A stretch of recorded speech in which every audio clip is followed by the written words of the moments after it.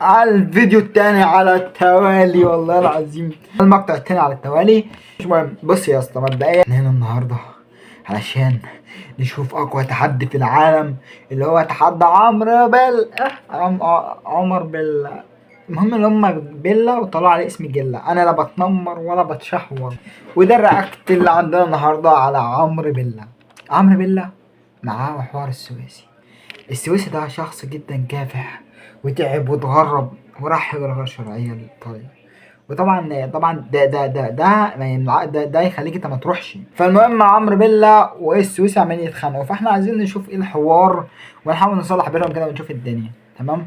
ويلا بينا يلا بينا. يا سويسي، شفت عمرو جلة راح المحكمة وواقف ورا المحكمة وبيهدد السويسي وبيقول لي يا ابو حلو، عرف اسم جدي يخرب بيتك، وبتقول عليا انا ده يوسف في المحكمة. بس متأكد ان دي محكمة، احسن لو محكمة وبتحكم بما يرضي الله مش هتطلع واحد زيك منها. واحد زيك كلهم بيروح يقطع اكل عيش ناس، واحد زيك كلهم بيروح يتف الاكل. بس اقول لك ايه، احنا عايشين في مجتمع بالغلط. انت بتهدد السويسي وواقف في المحكمة وبتقول لي هتحكم علاني؟ بس انا يعني احترم نفسي واحترم المكان اللي انت واقف فيه. بتعرف اذا حكمتم في الناس فحكموا بالعدل، بس انا عاوز الناس تحكم بعدل ربنا. اللي انت عملته وتف الاكل وقطع اكل العيش الناس ده حلال؟ يعني المحكمه اللي انت جايبها دي لو حكمت لك يا جدع وقالت لك حلال، اقسم بالله اعمل لك كده، اعمل لك كده عشان العيب مش هيبقى عليك. تقول انا بقى اللي بعده يا عمرو خد يا عمرو، انت رايح فين؟ عايز يا ايمن. رايح فين يا عم حجزت الطياره ورايح ايطاليا، انا رايح طيران مش رايح هربان. انت هتعمل عقلك بعقل اللي ما بيعرفش. ما هو عشان ما بيعرفش انا رايح اعلمه، بعتها له. طب استناه في المطار يا سويسي بسرعه. يعني هي كلها شوية خلافات. يعني ايه انا قال لك عمرو جيلا؟ يعني ايه يعني؟ اللي بعده يا جدعان جله ده رد عليه عاجل. عمرو جيلا سافر ايطاليا وضرب السويس. اللي بعده جه ايطاليا وجاب معاه 3 بودوجاردات وخلوني نازل من الشغل ومددهم عليا وضربوني. انا عاوز حكومه مصريه.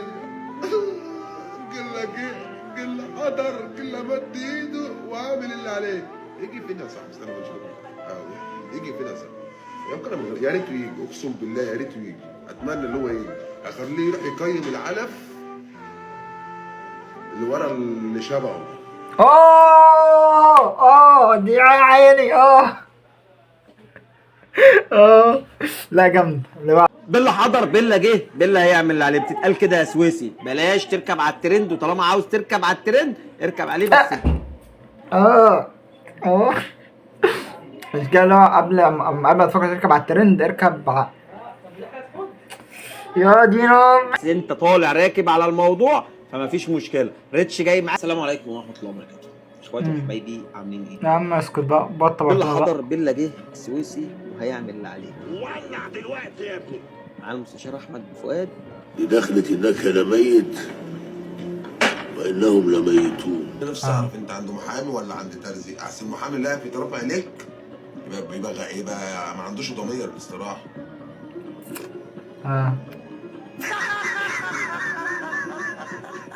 بسم الله الرحمن الرحيم. صدق الله العظيم. استاذ عمرو، اولا يعني ايوه بغض النظر عن ان انا موافق على المحتوى بتاعك او اللي انت بتقوله،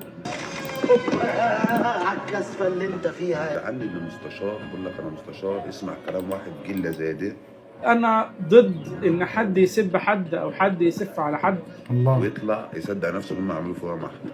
تحطهم جنبكم الوران من غير ما تسيب. السويسي السويسي شاف فيديو بيقول لهم ان هو يروح لايطاليا وبيساعد. خد بالك انت مش تمام، على فكره بكره الكلام.